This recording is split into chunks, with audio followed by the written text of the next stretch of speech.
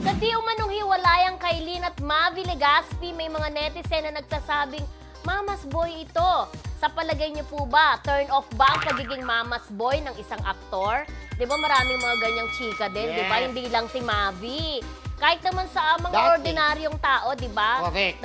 Yan din ang isang malaking question kung turn off ba yung pagiging mama's boy. Dati nung nag-iwalay din si Lotot Monching, sabi oo, daw mama's Lotot boy Monching. si Monching, Yes, di ba? oo. So, Ayan. wala tayong choice dahil wala si Kuya Roldan. Yes. Tayong dalawa ang Turn off ba ang magdedebate. pagiging mama's boy ng isang aktor? Para sa akin, yes, turn Turn off. off. Kasi di ba siyempre... Coming from a mama's boy like you, ha? Sige. Hindi, siyempre, parang bakit kailan maging mama's boy ka? Dapat sa'yo, dadas boy. Ano ba yun? Ano, Papas boy, hindi Papas mama's girl, boy. parang ganun. Di ba? Oo. Yung girl kasi parang kapag ka mama's boy ka, siyempre, nakadepende ka. Di ba? Doon sa mama mo Desisyon. na parang kung ano ang gusto niya ay susunod ka. Turn off yan para sa akin. Hindi lang po yan si Mami na di umano na isa po siya ang mama's boy. Kaya daw po naghiwalay. Isa sa cause daw ng di umano'y hiwalay ng Mami at Kailin. Meron pa po kaming nabalitaan din dati na isa ring aktor na mama's boy na dapat ihatid ng kanyang girlfriend doon sa isang okasyon na may taping siya. Kaya lang, pinapauwi na siya ng kanyang nanay na mas pinili niya pang umuwi na sa bahay kaysa ihatid ang kanyang girlfriend. Tutik na yung girlfriend niya ay walang maghahatid. Di ba?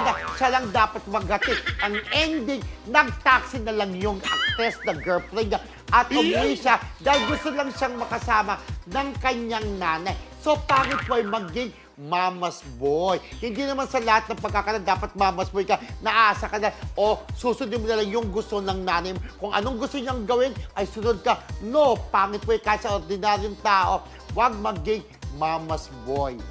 Ganon.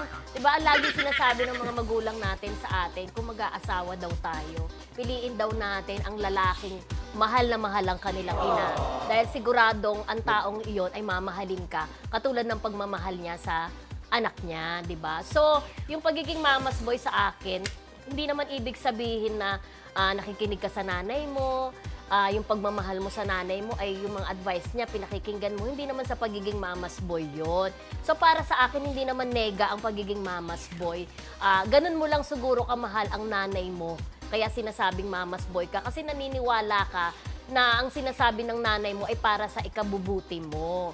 Pero kasi minsan nga, yung pagiging mama's boy, totoo kapag kamahal mo yung nanay mo. Siyempre, magiging mabuti ka rin daw asawa. Oo, yun na kasi ang basis parang yun ang basehan Pero meron naman, in a good way dapat nasusunod ka sa mama mo dahil mahal mo, dahil talagang sumusunod ka bilang isang anak. Pero may mga reasons naman na minsan yung nanay mo, dahil nga sa pagiging mama's boy ka, na kahit alam mo na hindi naman to tama o hindi makakabuti sa'yo, susunod ka pa rin dahil nga mama's boy ka. Siyempre, parang wala ka na ring free will para sa sarili mo dahil nakadepende ka na lang lagi sa iyong ina. Hindi naman sa lahat ng pagkakataon dapat ipakita mo yung pagiging mama's boy mo. Ganon? Hindi naman sa ganon. Ibig sabihin, syempre, ilulugar mo naman. Yun nga. Pero sabi ko nga, pag nakita mo yung lalaki, sobrang mahal ang nanay niya, yun talaga ang lalaking gusto mo. Dahil yun ang siguradong taong magmamahal sa'yo kung gaano niya kamahal ang kanyang nanay. Hindi naman dito sinasabing love, mama's pagmamahal ng hindi anak. Ganon. Hindi. Kapag ang trato mo sa nanay mo, may respeto, pwedeng ganon din ang ibigay niya sa'yo. Bakit yun ang laging ina-advise? Hindi. Anak, pag nag-asawa ka, piliin mo yung lalaking mahal na mahal yung nanay niya. Dahil Mama's sigurado magmamahalin ka nun. Pero dito po sa atin kasi, once na sinabihan ka ng mama's boy, ay negative lagi ka kasi. na lang, Negative kasi ang iniisip nila. Yun ang Ako, iniisip masasabi natin. ko, mama's girl ka, di ba? Mama's girl, Kumbaga, parang once na naging mama's girl. Ako, hindi ako mama's girlfriend. Hindi. Sumusunod lang din ako. Hindi ako nakadepende kay mother sa lahat ng gusto. Hindi ka mama's Siyempre, gay. Okay. Parang walang gano'n. Parang ang inisip talaga ng tao kapag ka naging mama's boy ka, lagi ka lang nakadepende sa iyong ina. Which is hindi rin naman dapat, di ba? Yun ang nagiging dahil na minsan ng pagtatalo na hindi ng artista, kundi mga ordinaryong tao. Pero wala na tayo sa debate. Sabi ko, yung pagiging mama's boy nasa ano naman, kumbaga nasa sayo kung paano mo siya titignan, di ba? Tama naman. Oo, hindi naman ibig sabihin pagka mamasboy yung tao, wala na rin naman siyang sariling desisyon. Yun naman ang ano. Pero nagiging issue talaga yan, ha? Hindi lang mga artista, pero mga ordinaryong tao Oo, na. nangyayari. Kasi pagka minsan gusto na nilang bumukod, pero ayaw niya Oo, iwan yung oo, nanay niya, oo. di ba? Yun. Doon nagkakaroon ng conflict. Oo. So, yun Yung ang pagiging isang pagiging mamas boy.